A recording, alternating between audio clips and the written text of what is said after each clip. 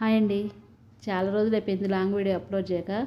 ఎందుకో ఒక్కోసారి ఇంట్రెస్ట్ ఉండదు వీడియోలు తీయడానికి కూడా. షార్ట్ వీడియోస్ అయితే చాలా చేస్తున్నా కానీ లాంగ్ వీడియోస్ చేయట్లేదనమాట. ఎందుకు ఈరోజు చేద్దామనిపించింది వీడియో అది కూడా ఎక్కువేం చేయలేదు. 5 మినిట్స్ ఏమో చేశాను. 5 మినిట్స్ 20 సెకండ్స్ ఏమో చేశాను అనమాట వీడియో, అంతే. ఎక్కువ లెంత్ ఏం లేదు. నేనైతే ఉదయం లేచి నందిని లంచ్ బాక్స్ కోసం ప్రిపేర్ చేస్తున్నాను. నందిని లంచ్ బాక్స్ కోసమే లేవాల్సి వస్తుంది. కోమలికి ఇంకా కాలేజీ స్టార్ట్ అవ్వలేదు కాబట్టి నందినికి ఒక్కదాని కోసమే అనమాట. నేనైతే బెండకాయలు కడిగి పెట్టేశాను నైటే. కడిగి పెట్టేస్తే ఏంటంటే తెల్లరిపట్టుకు శుభ్రంగా ఆరిపోతే జిగురు అనేది ఉండదన్నమాట. తర్వాత నేను నైట్ పడుకునే ముందు పొయ్యి ప్లాట్ఫారం మొత్తం కడిగేసి పడుకుంటున్నాను. తెల్లరిపట్టుకలు శుభ్రంగా ఆరిపోయి బాగుంటుందన్నమాట. అట్లా ఉంటే ఉదయం లేచి వంట చేయడానికి చాలా హ్యాపీగా ఉంటుంది. కిచెన్ అంతా గందరగోళంగా ఉందంటే అసలు చేయలేం కదా. ఇక్కడ ఇదే నాకేంటంటే అక్కడ ఉన్నప్పుడు ఆ ఇంట్లో ఉన్నప్పుడు ఏంటంటే మాకు గ్యాస్ పొయ్యి సపరేట్ ఉండేసరికి గ్యాస్ బండ అనేది సపరేట్ ఉంటుంది కదా.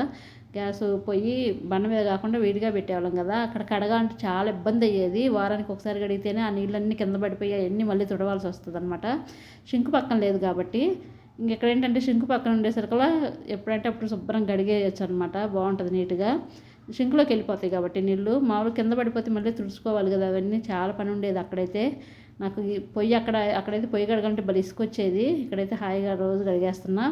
మంగళవారం శుక్రవారం తప్పితే కడగను పొయ్యి. మిగతా రోజులు మొత్తం కడిగేస్తా. తర్వాత ఈరోజు టిఫిన్ ఏంటంటే ఇడ్లీ చేస్తున్నాను. దాంట్లో కాంబినేషన్ అయితే పల్లీ చట్నీ చేస్తున్నాను. కొబ్బరి వేసి చేస్తున్నాను. అందుకే ఇది భలే ఇష్టం కొబ్బరి పల్లీ పచ్చడి. దోశకి ఇడ్లీకి దేనికైనా తింటుంది. కాకపోతే దోశకి చాలా బాగుంటుంది. ఇడ్లీ కన్నా కూడా దోశకి కొబ్బరి పచ్చడి చాలా బాగుంటుంది అనమాట. కొబ్బరి పల్లీలు పచ్చడి 2 పల్లీలు కూడా వేస్తున్నాను.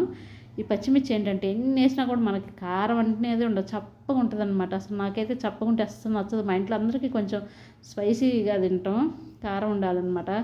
1/2 కేజీ తెచ్చా అంటే నాకు వారం కూడా రావట్లేదు. పచ్చిమిర్చి అంత చప్పగా ఉంటాయి అనమాట. ఎక్కువ వేయాల్సి వస్తుంది కదా కారం లేకపోతే, అందుకని. తర్వాత నేను పల్లీలు పచ్చిమిర్చి అయితే ఫ్రై చేసి పెట్టేసుకున్నాను. బెండకాయలు కూడా కట్ చేసి అవి ఫ్రై చేస్తున్నాను నందిని లంచ్ బాక్స్ కోసం. రైస్ కూడా కడిగి పెట్టేశాను. నందినికి ఒక్కదానికే చేస్తున్నా ఇప్పుడు లంచ్ అయితే.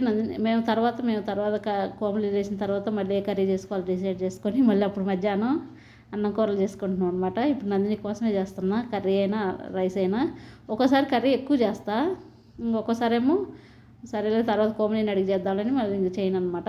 ఈరోజు ఇంక పల్లీ పచ్చడి అయితే చేసేసాను. పల్లీలు కొబ్బరి వేసి పచ్చడి అయితే చేసేసాను. రైస్ కూడా అయిపోయింది.